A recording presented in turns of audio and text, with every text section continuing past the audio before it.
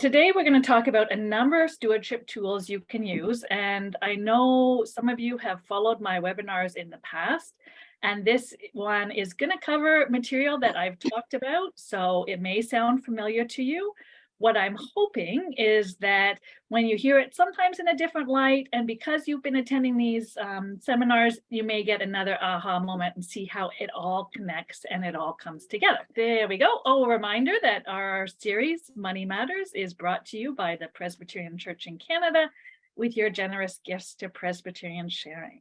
So let's dive into some stewardship tools you can use to help build the financial sustainability of your congregation.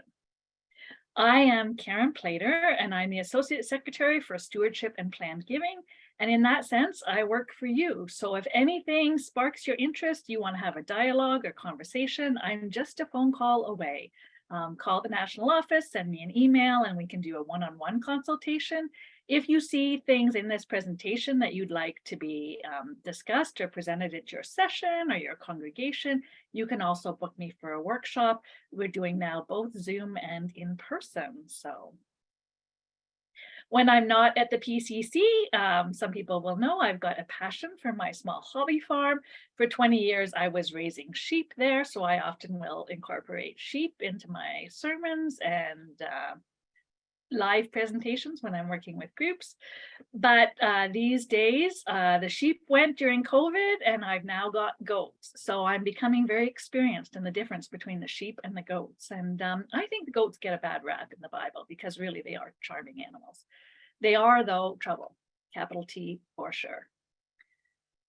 Okay, so stewardship. In our congregations, very often we hear the word stewardship associated with Stewardship Sunday, a stewardship campaign, your stewardship committee, the stewardship announcement, the stewardship letter. And I think a lot of people in our congregations, as soon as they hear the word stewardship, that's like a trigger and keyword for money. They want our money, and this is what this is about. Well, I'd like to take a moment, and I think one of the most important stewardship tools you can use to build the financial sustainability in your congregation is to reclaim this word of stewardship. Because stewardship is more than just about money. It's more than paying the budget of our churches. It's a discipleship tool, and it's part of discipleship. So, but here's some common stewardship messages that I'm sure that I've heard in congregations, and I'm sure you have too. One of them common, well, get up on the Monday, Sunday, we're behind budget. If everyone could just give $5, $10, $20 more a week, we'd be back on track. Can you help us out? All right, so that's the first one I've heard very often. I've seen this in letters as well, variations, a little bit more wordy sometimes, but very different variations. Expenses are going up, so we all need to increase our giving, which is very true. And when I'm talking about, or we talk about pre-authorized remittance, one thing I say is that you might want to remind your PAR people to look at and say, oh, am I going to keep my PAR giving the same, or am I going to increase it this year? But I think when you get up from the front of the church and this is your main message, just expenses are going up, let's increase our giving. That's, it's often heard in congregations. I'm going to hopefully provide you some alternatives. Others may be, it costs this much to heat the church and keep the lights on, and we have to pay the minister and the insurance and all of that. So please help pay your fair share. And these are all ones that I have heard in stewardship working with congregations. I've seen them in newsletters. I've sat in pews and heard them. I've also seen a report like this. Last week, people gave how much, and then it shows the budget, and then it can be a surplus or a deficit, and it's just sort of the stark numbers, which is fine. People can do that. Good to know where we are compared to your budget. Oh, I've also heard, oh, don't worry, we don't do that. We don't talk about money at all. So we never bring it up in our congregation. Our congregation has no idea if we're on budget or behind budget or why they should give, except for that an offering plate comes around.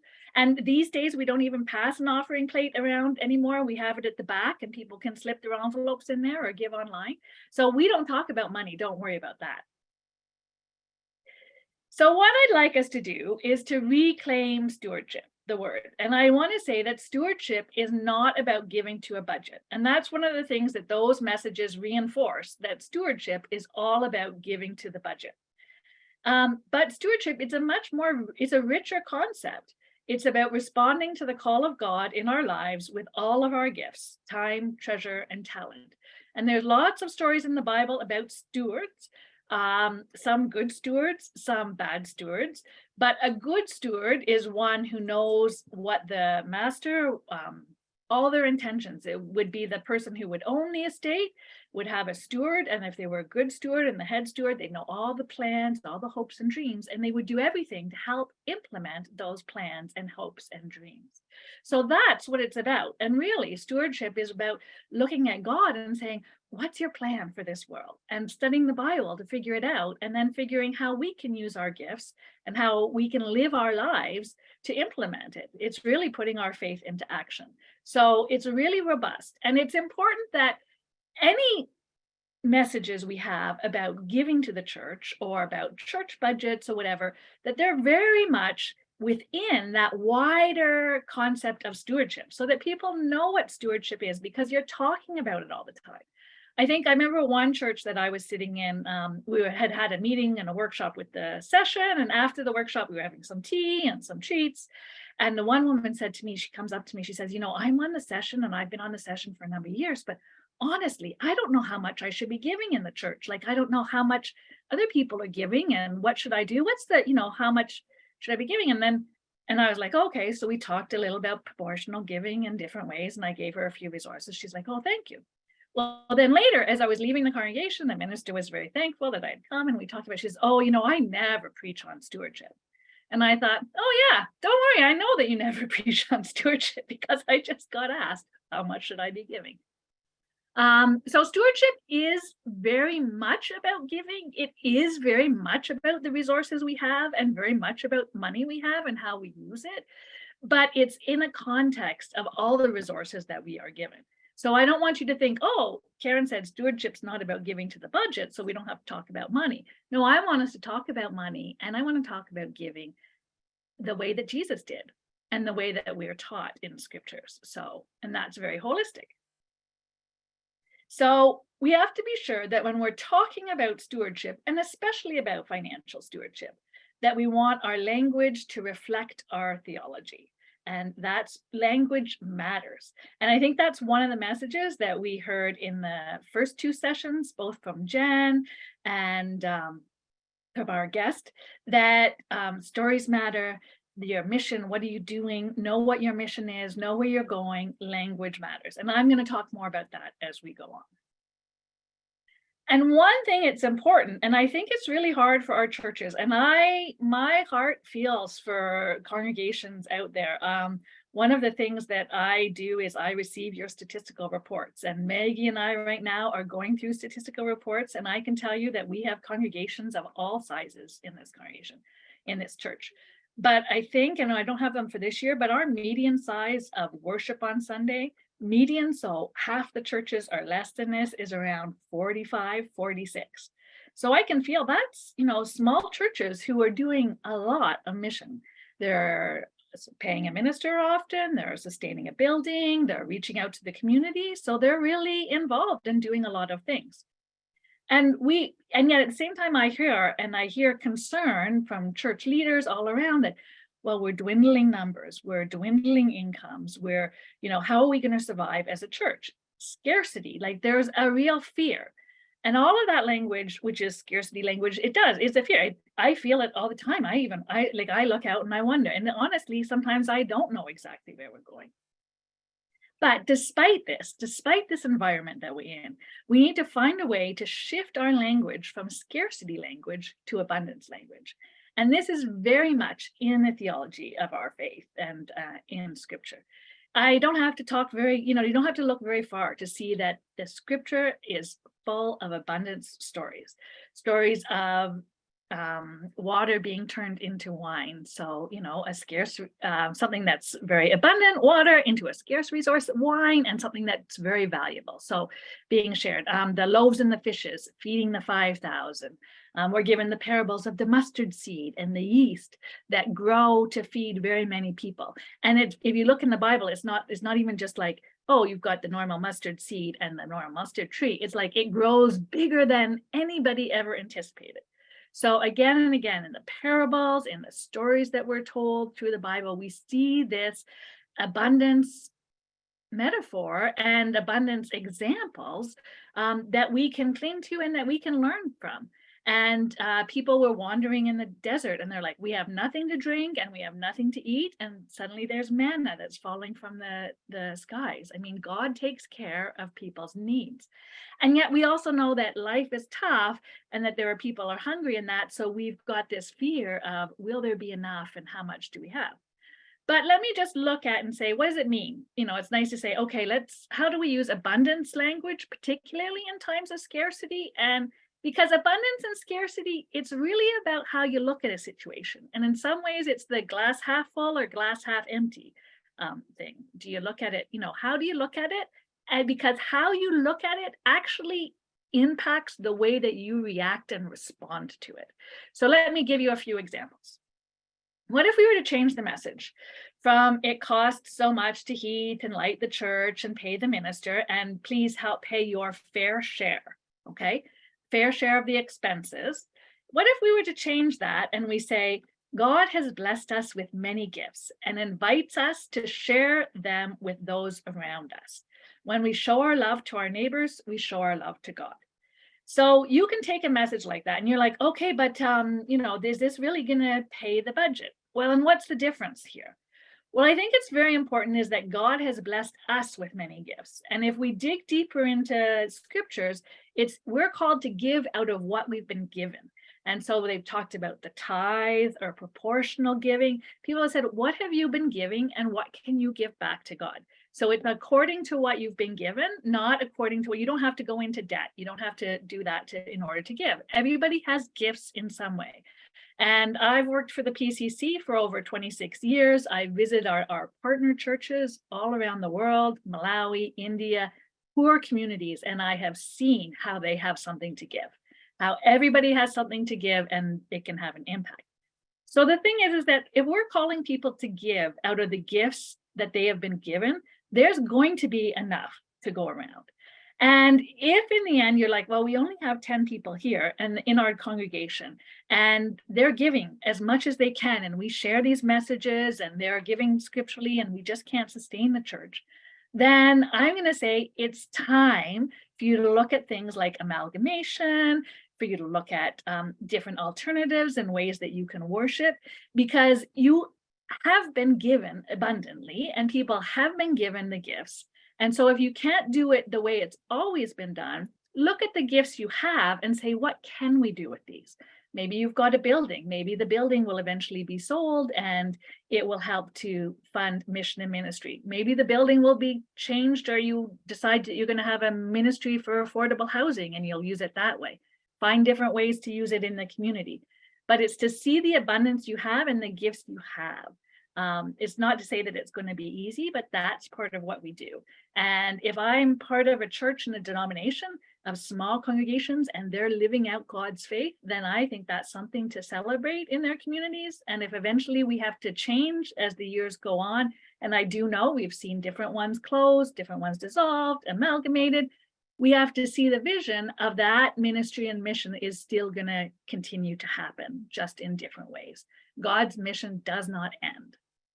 So I would say encourage people, give out of the gifts that they have, because even then, if there was 10 people in congregation, that congregation eventually closes, we're encouraging them to go and be part and continue to be part of God's community in some way. And they still need to give out of the gifts they've been given with. Okay, we're behind on budget. If everyone gave so much more a week, we'd be back on track. So let's say, change the message and say this. This year, as a congregation, we've made many plans to serve our community and the world. Your help is needed so we can live these plans out in fullness. Please give generously. Here you've invited people to give. You haven't told them that you're behind on budget. I don't know any other charity, a school, a hospital, a cancer society that would say, we're behind on budget, please give. You're saying, this is what we're doing, please give. And you can follow this up if you want to a message like this. When you give $100, this is what's going to happen. $30 brings us together. And these numbers I just pulled out of the air. You'll have to figure out what it means in your congregation. And I'm going to talk about that a little bit later. But when you do a narrative budget, but $30 brings us together for meaningful worship as a community.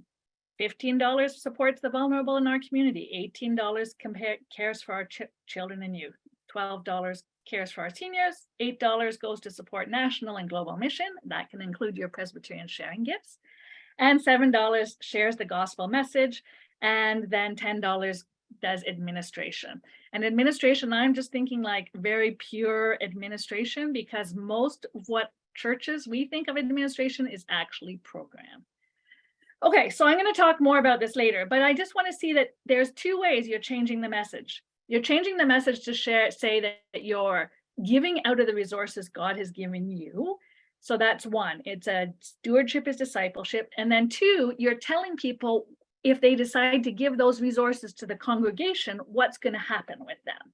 And that's all connected to this mission and having that mission that you've worked on or have been working on from the earlier sessions. Okay. So one of your tours, I want you to know that it's about grace. And I love this. Every offering, if you look at the offerings that Paul was talking about in the Corinthians and Philippians, he talks about grace. And so I pulled this one, but there's many out there. We want you to know, brothers and sisters, about the grace of God that has been granted to the churches of Macedonia. And I read this great book. This was one of my pandemic reading books, and it's available from Amazon for less than $20. Gracious Stewardship, Developing the Church in the Way of Jesus. And it really just helps us to change that sort of attitude from scarcity to abundance. And it's a great little read, and especially if you're ministers out there, great sermon material in there. But I'm just going to show you how one way that they looked at the parable of the prodigal son, because I thought it's a parable that we all know, but here's the stewardship message, and here's how you can see grace-filled stewardship in that. So we all know about the prodigal son. There's three main characters. You've got the father who has two sons. You've got the prodigal son who asks for his inheritance, goes away, squelches it, wastes it, parties it away, and then comes back, sort of asking for forgiveness or looking to come back, to return. You've got the older brother who is the very faithful brother who has stayed home, who's helped look after the properties and is very much, I would say, a very good steward. Very good steward.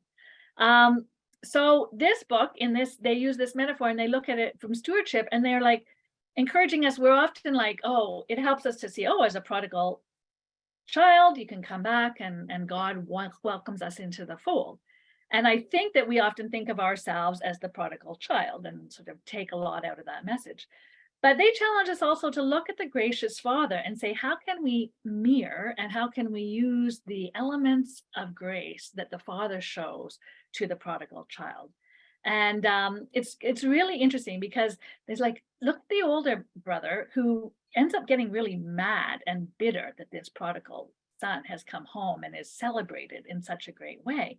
And but it's important for us to remember that God loves, so the Father loves all of those who give generously and those who don't give at all. God welcomes those who are consistent and faithful, like the older son, and those who are impulsive and erratic, like the prodigal son. God forgives the sinful and the self-righteous. And this is where I think language matters when we're sharing stewardship messages in our church, because we have to make sure it still ties in with scripture. And we have to make sure that we're not making people feel like when you're talking in front of a church, there's a whole collection of people in different circumstances in front of you. There's some who've been coming to the church for, since they were young children and have always been there. There's some who might be new to the congregation and new to Christianity and new to Christ and to the gospel message. There's some who are no longer listening to the gospel message, even though they come every week. There's some who really embrace it. So we have people at all different levels of stewardship. And we need to be sure that our stewardship messages don't minimize or make people feel badly about where they're at in their walk with God. So it's important that our messages really embrace everyone. And then they really encourage us to look at joy. I like this, that if joy isn't a consequence of our ministry, and they look at the party that the father throws for the prodigal son, like very happy, very excited about somebody coming back into the fold, everybody who's there. If it's not a consequence of our ministry, perhaps we're on the wrong track. Gracious stewardship brings joy as we see people experience the grace of Jesus Christ in transformative ways. So there's just a whole bunch that's very deep in this, and I'd encourage you, if you're interested, to look into it. But I want to encourage that in your stewardship, one of your biggest tools is to share the joy and to discover and see the joy that there is in stewardship. I know I've been in congregations and they're like, with stewardship committees. Oh, yeah, we start at 1:30, right? There's a lot of, I don't want to be on the stewardship committee. It's about money and what are we going to do? And I'm going to have to do this work and that. I think it should really be one of the funnest committees of the church, because it should be a way to engage people in the joy of generosity. And there is a lot of joy there. It's really an honor to see, I get to also see the gifts that come into the national office, both from congregations and individuals, and little handwritten notes that come with them, and people who are engaging, whether it's giving a gift to PWS&D or Presbyterian sharing or special gifts of change. There's excitement. It's really an honor and joy, and there's joy in giving, whatever your gifts you're giving, be it time, talent, or treasure. Okay. So I want everyone, don't get into that post-lunch slumber if you're already there. Hope that you had your lunch. But I'll give you a few case studies, and I'm going to pull out the rest of the teachings from these case studies. So I want to take you to Bethel Church in Scottsburn, Nova Scotia. And it's a study that we've used a lot. It's a nice case study, but there's a lot of good teaching in it.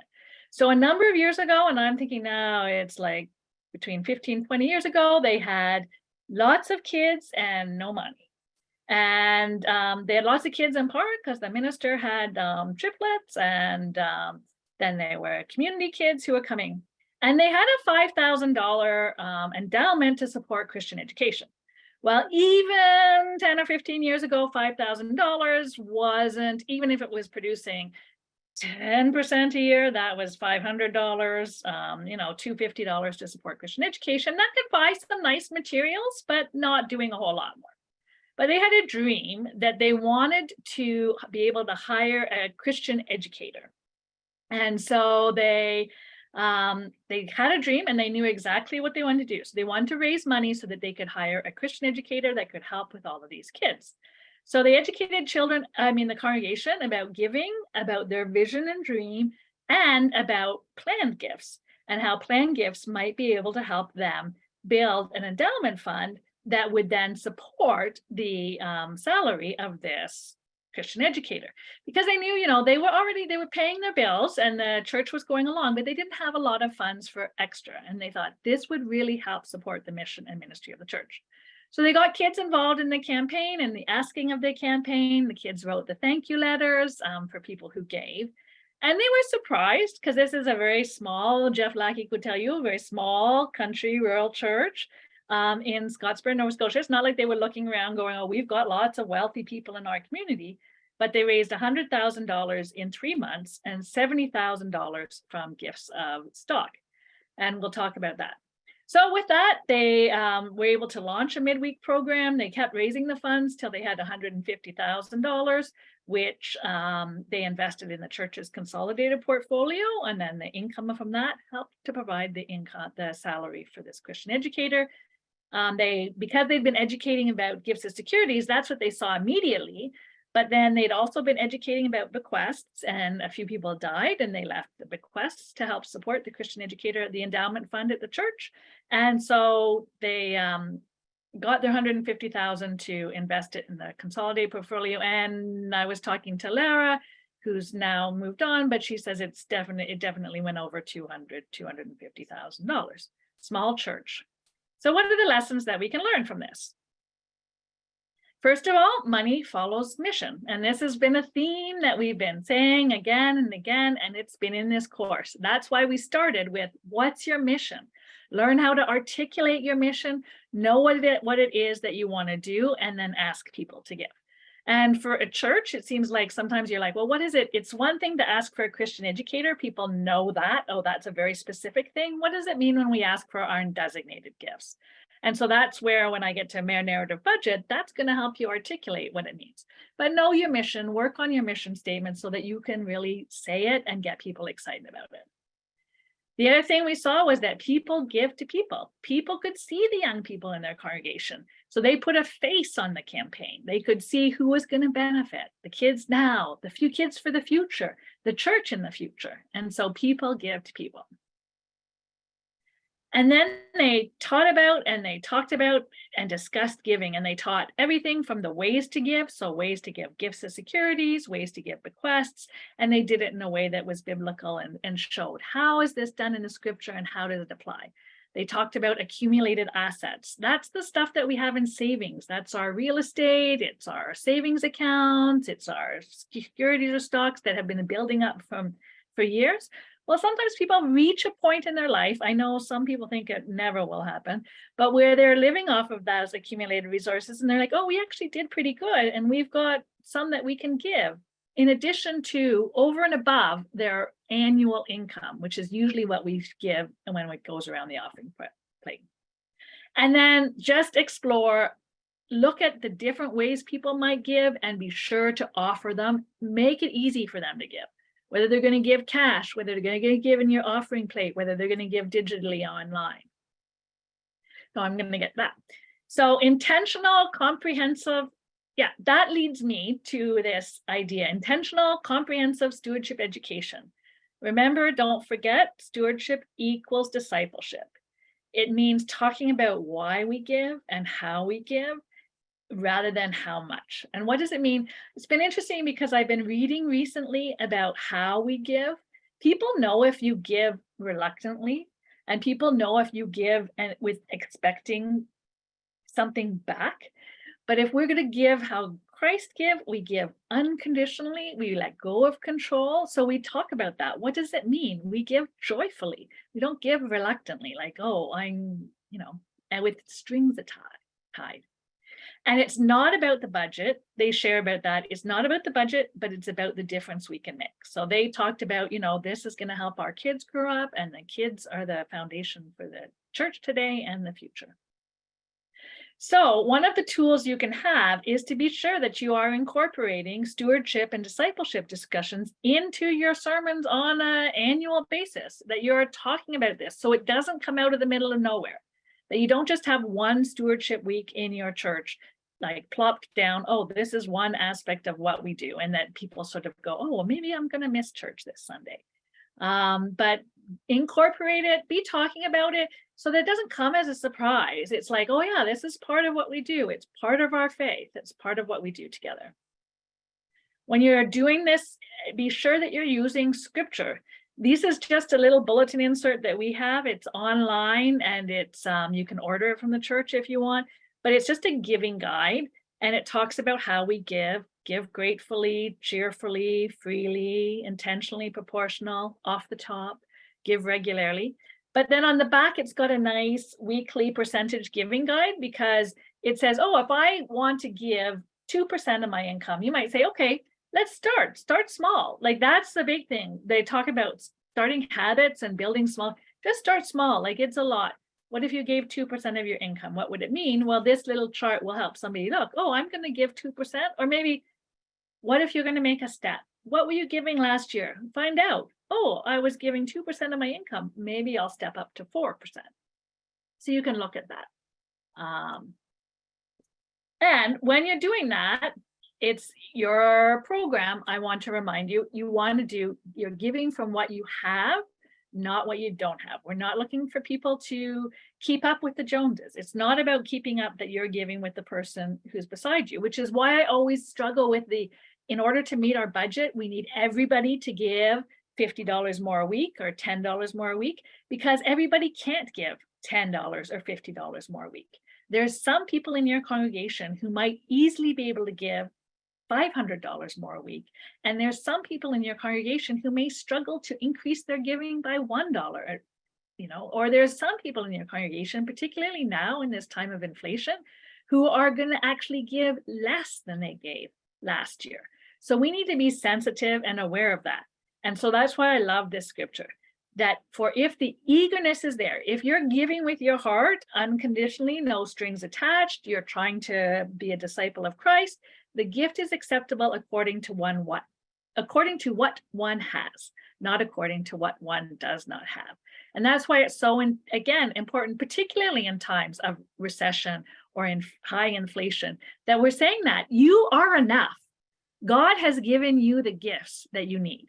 This isn't about you feeling guilty because the budget's going up, but you're not able to increase your gifts. This is about you being a servant of God and looking and saying, what can I give? And there may be times in our life when we're not able to give anything at all in terms of money. And we may give in time, we may give in encouragement, and we may give in prayer. We need people to know that that's okay. We have enough guilt from our society. We don't need more. They'll see that. And actually, it's interesting because experience shows people who have less resources per capita usually are giving a lot more than people who have a lot of resources.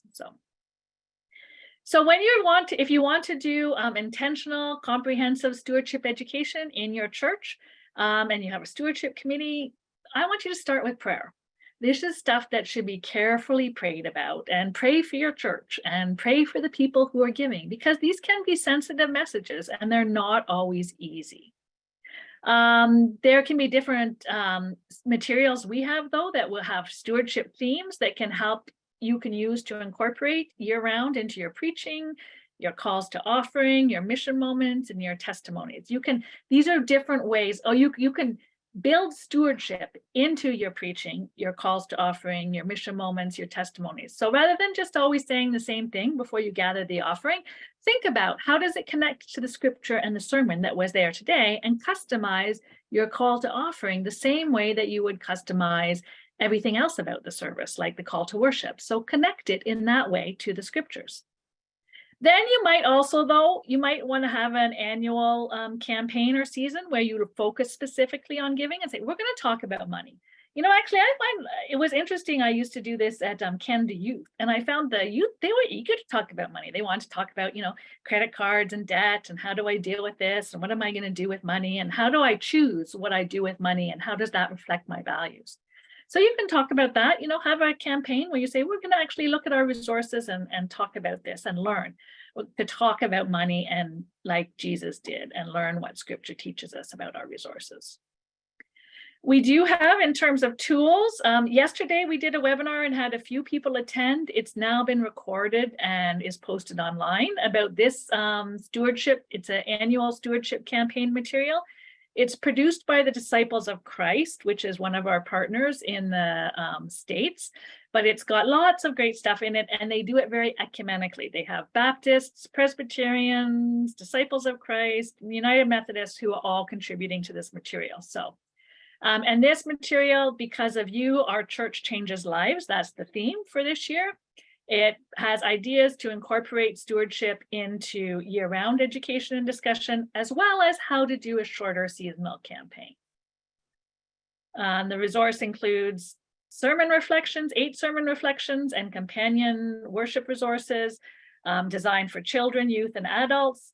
And it also has a section that equips volunteers to ask and to thank people who give to the church. So that's important. And again, the writers, here's a few of the writers. They come from across the US. And it is US, so you do have to adapt it a little to the Canadian context. But for the most part, we adapt a lot of things to the Canadian context. We watch most of our movies and TV, and, we managed to do that. So I think you could adapt this too. But they have really excellent preachers. The Dr. Frank A. Thomas does some really excellent stuff. I think Jim was saying he watched him on YouTube, and it's worth Googling him.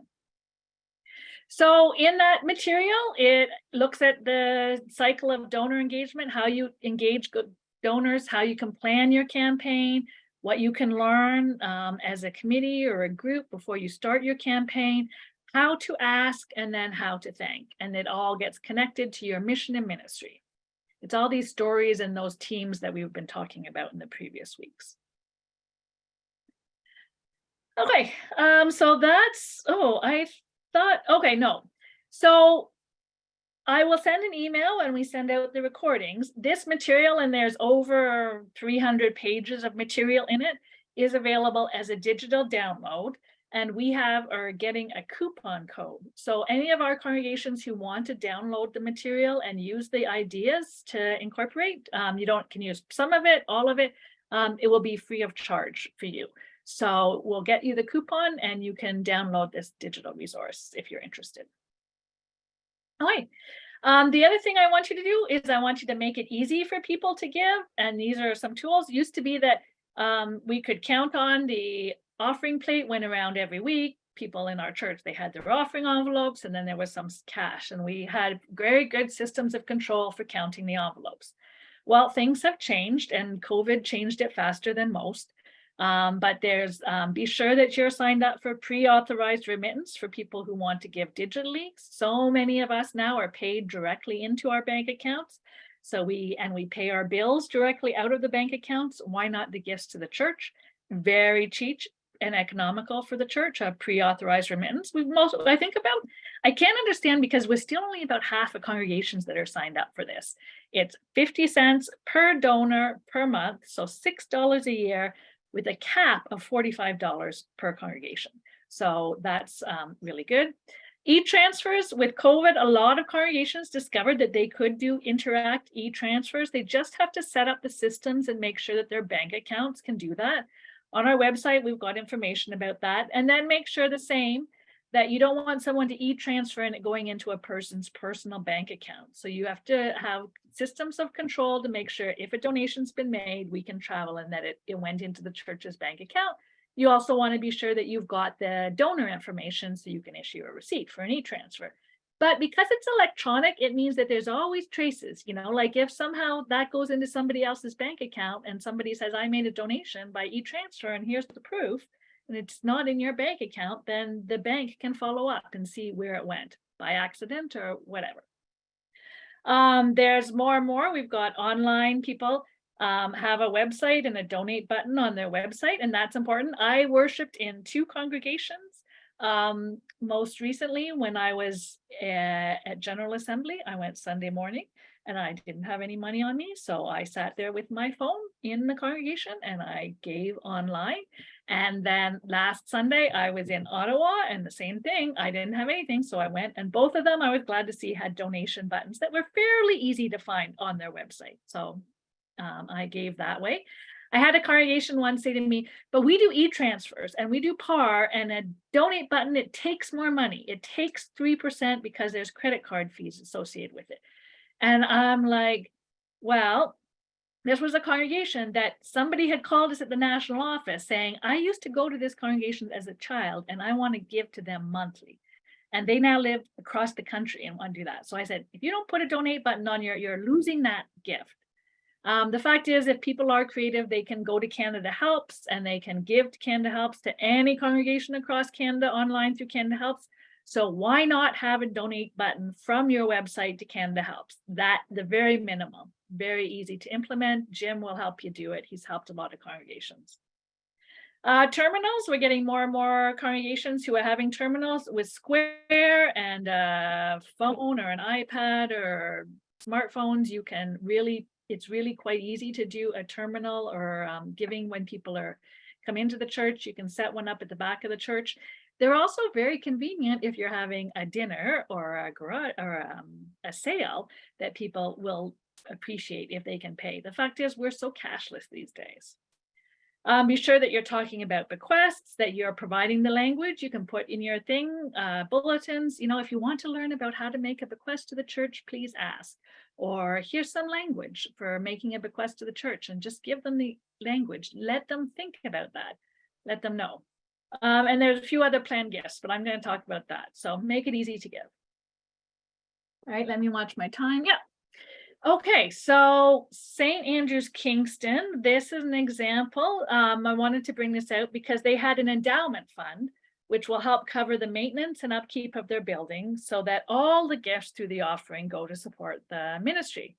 And we're finding that more and more congregations, particularly ones that have older and historic buildings, are creating endowment funds that help support the maintenance of the building. And you can often get people who came to the congregation in the past, who were married in the congregation, whose grandparents were buried in the congregation, who may be interested in helping to support so that this building is there. And it takes the pressure off the congregation. It's not to say, a lot of the times they may not, it just helps take the edge off of the expenses. That means that your offerings are also going to help support the building, but in a way that is more program, or it's partial. It can take the edge off of our things. But so the thing is, the question is, do you want to have an endowment fund?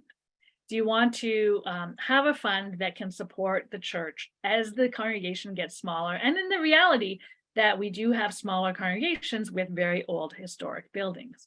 So some of the lessons from St. Andrew's was that you can have planned gifts from the past can support ministry into the future.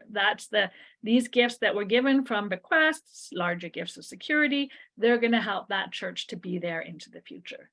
We have this is just a picture. There's a new guide to planned giving that is going to be out in a couple of weeks. We just did our final proofs of it today. So it'll be online. You can print it yourself or you can order it from us. And before we used to have the little bulletin inserts on each different types. This is a bulletin insert size that is a booklet that will have all the types described together. But the question is, endow or not to endow? What is an endowment fund? It's a fund where you keep the capital invested and only the interest is used. The fund lasts in perpetuity. The thing about an endowment fund is that it needs to be big enough to support what you want it to accomplish. So when they were doing the endowment fund for the Christian educator, they knew they wanted to get, around 15,000, 20,000 a year. So they figure, okay, we need like 150 to 200,000 just to help us offset this amount. So if you're having an endowment fund, you have to think, is it possible for us to raise these funds for it to be big enough so that only the interest can do it? Sometimes people will also set up legacy funds, and these are ones that are designed so that both the capital and interest is used, but it will eventually be spent down.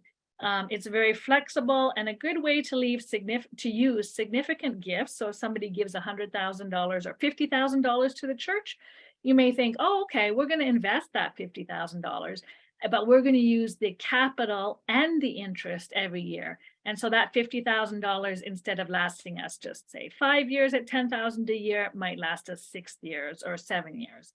And sometimes when you then pool those gifts together, they find that the legacy funds, it'll last much longer.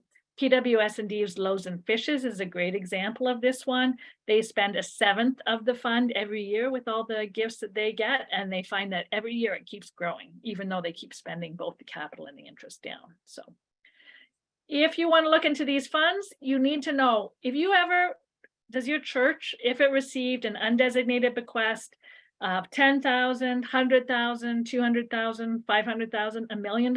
And I did talk to a church last year that got completely out of the blue a bequest of $600,000, and they were a small country congregation. Like, what are we going to do with this money?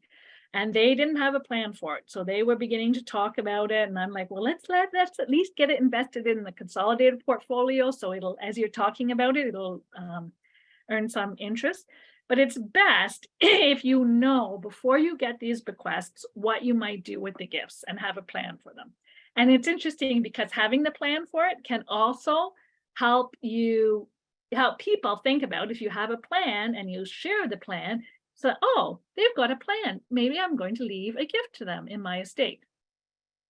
So that sort of, be sure that you're talking about bequests. If you're interested in planned giving at all, they say the bequests is the one that has the largest impact in congregations. And there's a whole bunch of different ways: life insurance, gift annuities. I can talk about them. Jim can talk about them. They're worth looking into. But if nothing else, look at bequests, talk about, encourage your requests, celebrate the bequests that have been given to you before. The other biggest gift giver, and I've talked about this a little bit, is the gifts of securities. A lot of people don't know about it. The national office will accept gift of securities for any congregation across Canada. The only thing subtracted is the broker fees, and the donor gets the full receipt for the full market value of the securities on the day it's given. And then all the proceeds, except for the broker's fees, are sent to the congregation.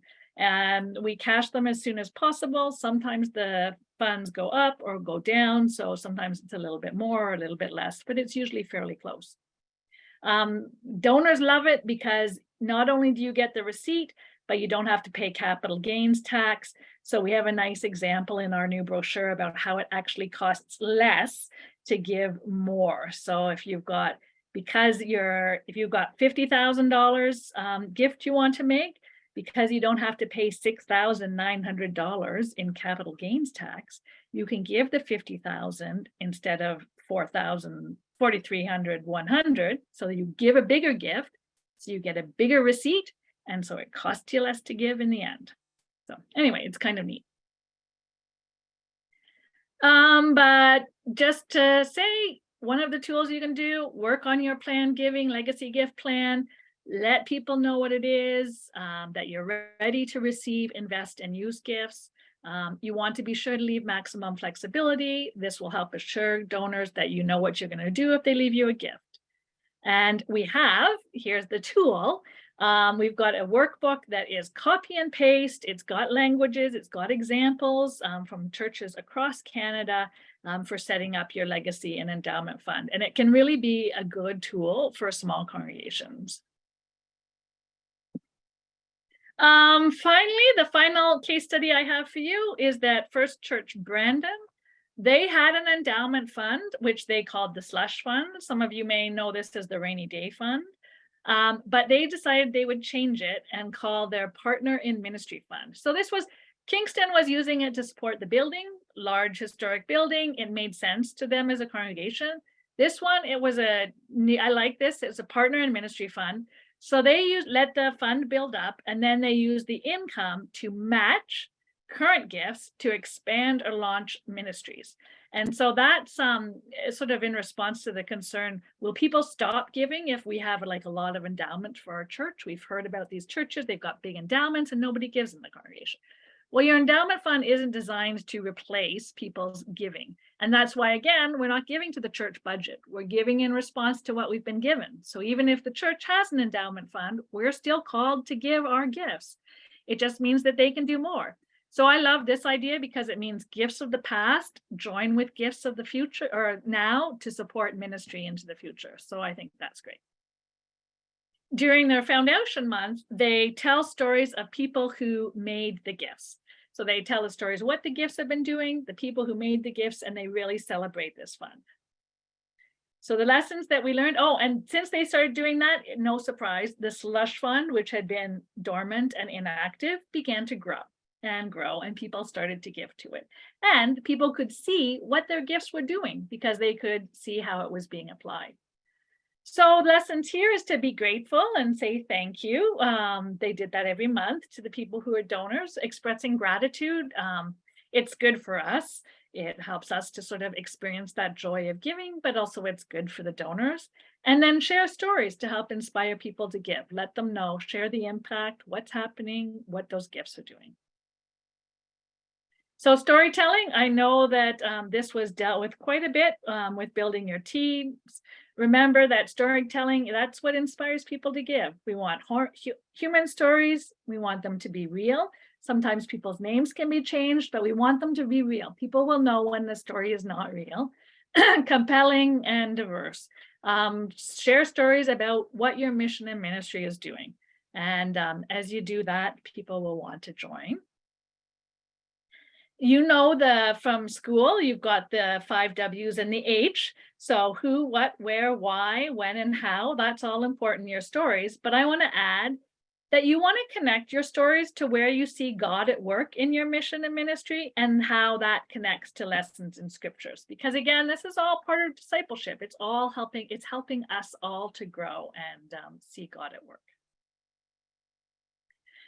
To help you tell your stories, many of you will have heard this, a narrative budget, which combines costs and your ministry descriptions and future plans. It's just a different way to present your budget to your congregation. So your session can dig in and see all the different line items or your finance team of the regular budget and have control about that. People in the congregation, what they want to know is, when I give a gift, what does it do? So this takes your line items and helps change it into that story and say, what do our gifts do? So we've got webinars as well as resources online to help you to draft a narrative budget. This, even if it helps your leadership tell the story of your congregation. And I know that. So here's just an example of a narrative budget. If you take it like this, you can see, oh, it's a nice pie chart, and we can see it concretely as an image.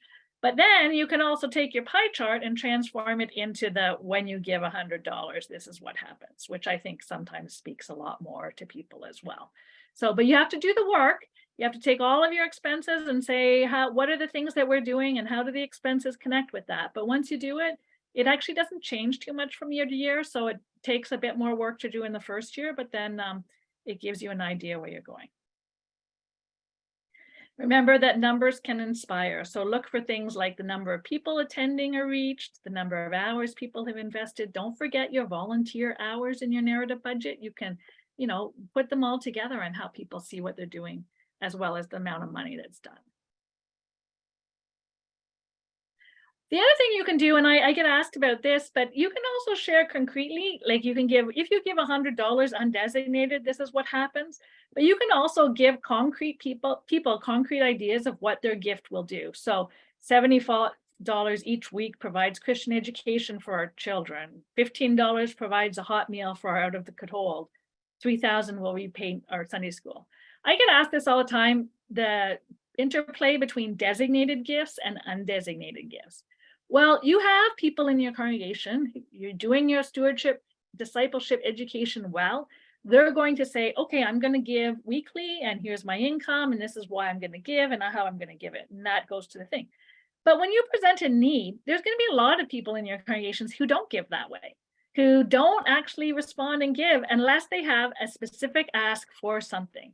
So we call this opening giving doors. If you also, in addition to sort of saying this is what $100 will do if you give, if you pull some of these things out of your budget and say, encourage people to give to them as a designated gift, your budget is actually going to grow. It's not going to shrink. People don't take away from their undesignated giving to respond to requests like this. If you want to send a youth to Canada Youth or to camp, let the church know, we want to send a youth to Canada Youth. Can you give over and above your regular gifts? And some people don't have the regular gifts. This may be the only way that you're going to engage them in giving in your congregation. Okay, I think, yay! I'm at thank you, and I'm at 26 minutes. So I'm going to say a couple of words about thank you, and then we're going to our discuss. Just remember to say thank you. People will give 40% more if thanked and acknowledged. But even scarier a little bit is that without timely, meaningful, and sincere thank yous and detailed information on the impact of the gift, charitable organizations lose 60% of annual givings from donors within 1 year. Over time, this drops to 80 or 90%. So this is with secular NGOs or charities overall. I know in our churches, we're not very good at saying thank you or giving report back. And that's because we have done that sort of discipleship work and people know to give to the church.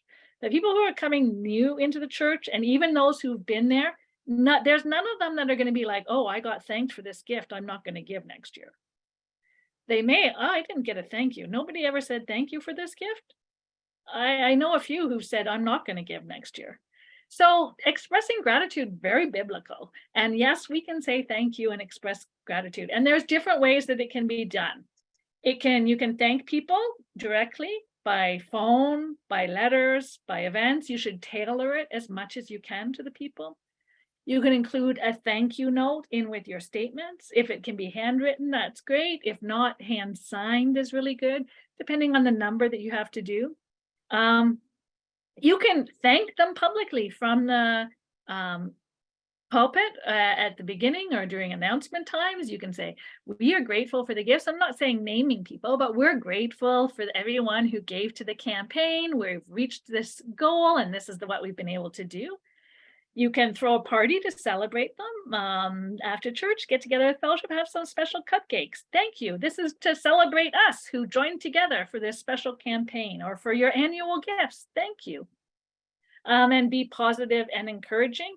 A rule, and you can say this, and it's not my rule, I've heard it from others, don't include an additional ask when you're saying thank you. Just say thank you. You can send an additional ask later. You can send an additional ask later that includes the words thank you, but your initial thank you for that gift, I just want you to say thank you. I don't want people to think, oh, I'm being thanked and they want more. You know, I just want a nice, pure thank you. Then later you can say, oh, we've done this. Include the additional ask with your update on the progress. Don't do it with your initial thank you. So give regular feedback, report progress towards goals, use any visual ideas. Photos are great. Everyone has a smartphone these days, and yet nobody has access to any photos.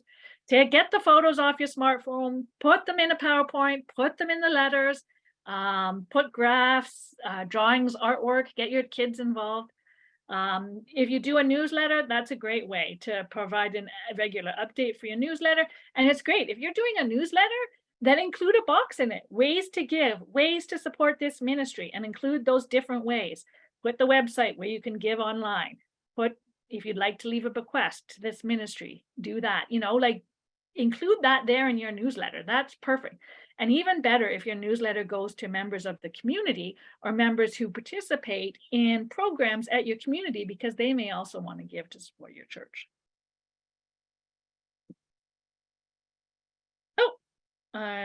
Included that. So my final words for your stewardship committee: I want you to have fun. I want you to go out there and gather and share stories. I want you to change your language so that you're reflecting the abundance and grace of God. Make it easy for people to give. Say thank you.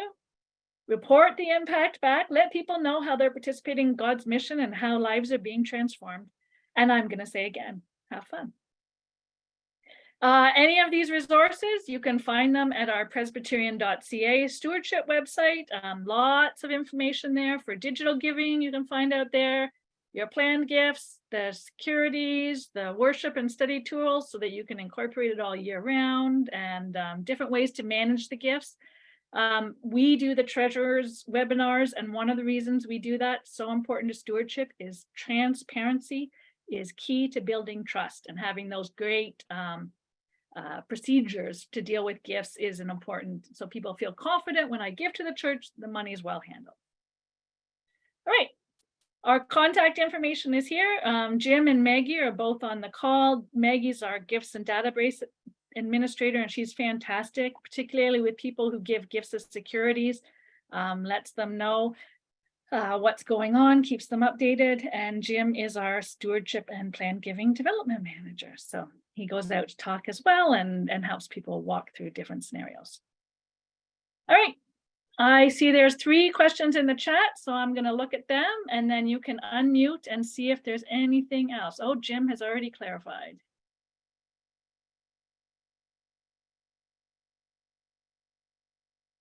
Yeah. Okay, so they were asking about the amount that Canada Helps takes. That's right. The Canada Helps does everything costs to give. You know what? Even I was talking with somebody else at the church, even checks cost to give. There's a cost in time. People have to count them up. They have to take them to the bank. Sometimes there's bank fees with things. So envelopes are really expensive. That's why, you know, anyone who's gone to PAR and is like, oh, I don't have to use those envelopes, they're actually quite expensive. So yeah, it is.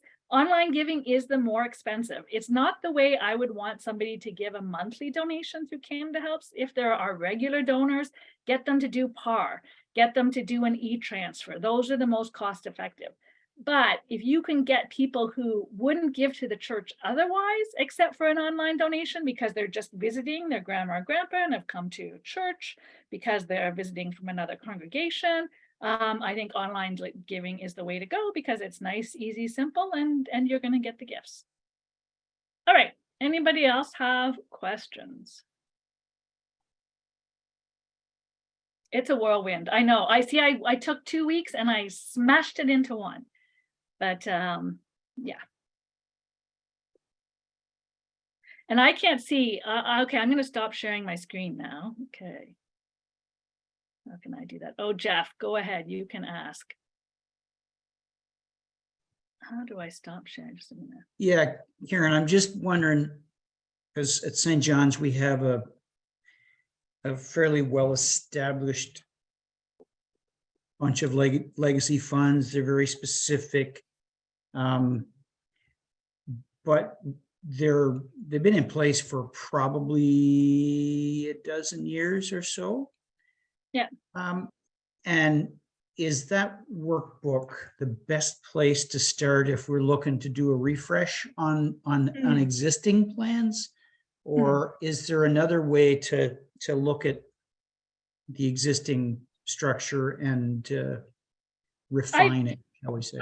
I've had, so the workbook, one of the things that, and this is from congregations who have a lot of those existing ones, that we always recommend is put an escape clause into your whatever endowment, or if gifts are given or endowments created by the congregation, what happens, under what circumstances can the terms be changed? So sometimes that's approval of session, that's all of this. When you already have existing ones, you need to research and make sure, first of all, know, how did this fund get created? If it was given by someone from the outside, then it's a sort of an externally restricted fund. It's very important you're still honoring the designation of that. So sometimes you need to think creatively in order to do that. Work with the congregation. If it's been there like 20 or 30 years, technically, and it depends what province you are in, you have to go to the courts in order to change that designation. If it's smaller funds and with the congregation, and you can get the whole, like the session and then the whole congregation to agree, there's a bit more flexibility in changing the terms of that, but you've got to be really careful. Like technically you should be going to the courts, but often you can also find things that are, you know, within the spirit of that fund and have them support that. So if it was, you know, given, and this is an example given for the church's marching band that the church doesn't have anymore, okay, we're going to go to support our worship, our music program and stuff like that. You look and see if they can be consolidated together. That's the best when you can have some, because it becomes too unwieldy for congregations to manage all of these. So I know that some congregations have told me they've done a lot of work to consolidate them and maybe give them a joint name. And it depends a little bit how long they've been in existence, how long ago the gift was made, what's the connection with that. So I think the big thing is if you're doing any changing, you want good communication around it. You want to get the agreement of the congregation, because the last thing you want is somebody complaining and going to a court about that. So I think there's a bit of flexibility if you're able to do that. If not, take the cost, you know, take it, bite the bullet, go to the court and say, we've got these funds that just aren't working for us anymore and we need to change the designation. So yeah, that in that sense, the book doesn't help you. It's more for, you know, if you were to do that and change it and you had one fund that you wanted to put them all into, that's where I would do that. Okay, thanks, Karen. Any other questions?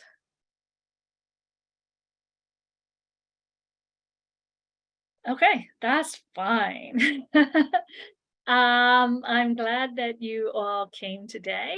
I'll put another plug in for next week for Kirk Summers. I've seen a preview of it. I've seen all the slides that Jim and Kirk, they were doing a run through yesterday. And I can tell you it's going to be fantastic and a lot of really specific ideas for you about how to use your buildings to reach the community and in ways that connect with your mission. So, all right. Email me, let me know. I don't always do. I can break this session down into 2 or 3 sessions and go much slower if you want to talk about any of these ideas with your sessions or congregations. All right. Cheers. Bye, everyone. See you next week.